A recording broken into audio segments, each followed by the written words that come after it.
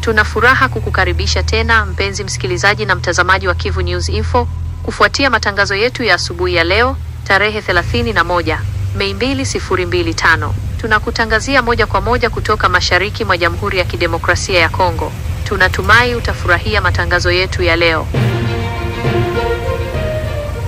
Burundi, Evariste Ndayishimiye anatoa wito wa kuongezeka kwa juhudi za kimataifa ili kukomesha makundi ya kigeni yenye silaha yanayofanya operesheni mashariki mwa Jamhuri ya Kidemokrasia ya Kongo, DRC.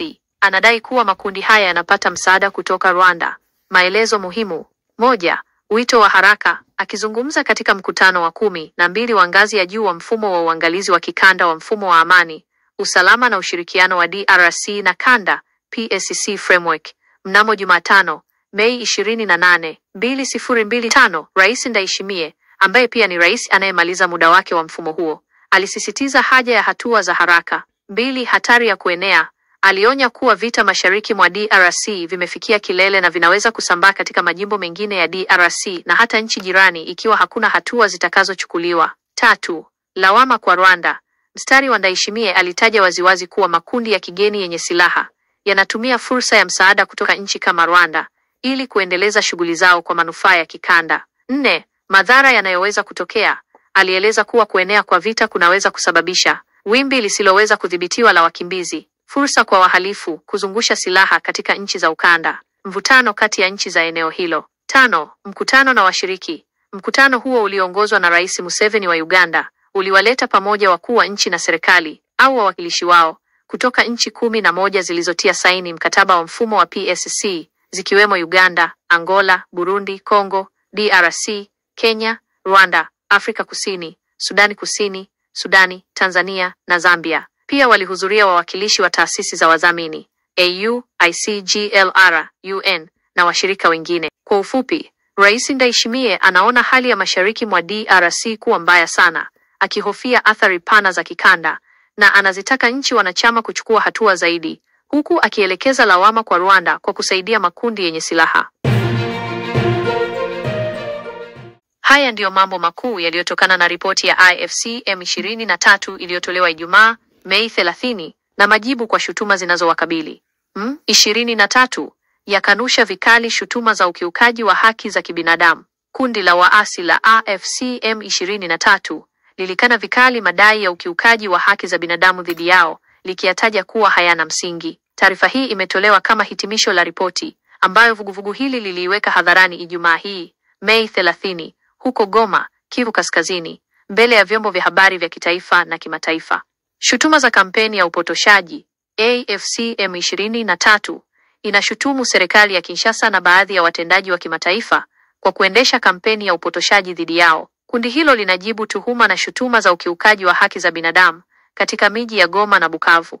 Utayari wa kushiriki katika kutafuta amani. Chama cha AFC M23 kimesema kiko tayari kushiriki katika juhudi za kutafuta amani ya kudumu inayozingatia haki, kuishi pamoja na kuheshimu haki za raia wote. Wito kwa jumuiya ya kimataifa. AFC M23 inaihimiza jumuiya ya kimataifa kuwa na lengo na msimamo wenye uwiano. Pia wanaitaka jumuiya ya kimataifa kutanguliza mazungumzo na upatanishi ili kutatua mzozo wa janga hilo kwa kushughulikia chanzo kikuu cha migogoro ambayo imedumu kwa muda mrefu nchini DRC. Madai ya Amnesty International.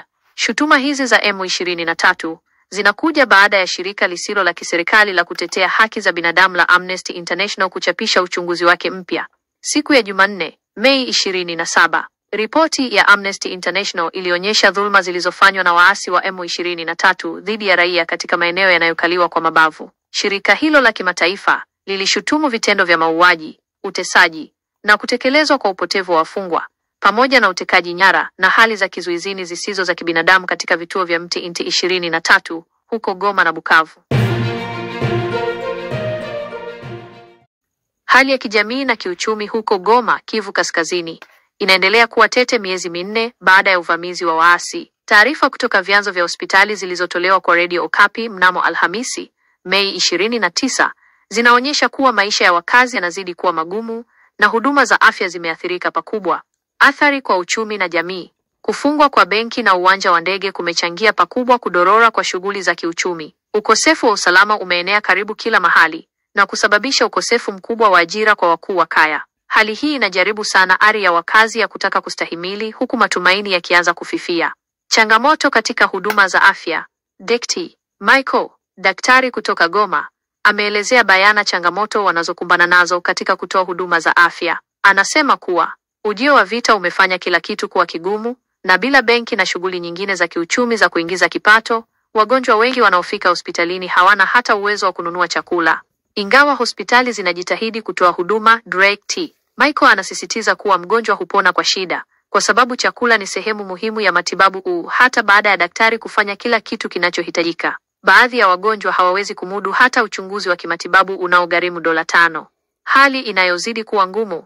Daktari analalamika kuwa hali hii si Goma pekee, bali ni hivyo hivyo katika jimbo zima. Anauliza ni kwa jinsi gani hospitali zitaendelea kufanya kazi katika mazingira haya. Hali imefikia hatua ambapo hata kupata chakula imekuwa ngumu na idadi kubwa ya watu wanateseka kwa kiwango kikubwa sana.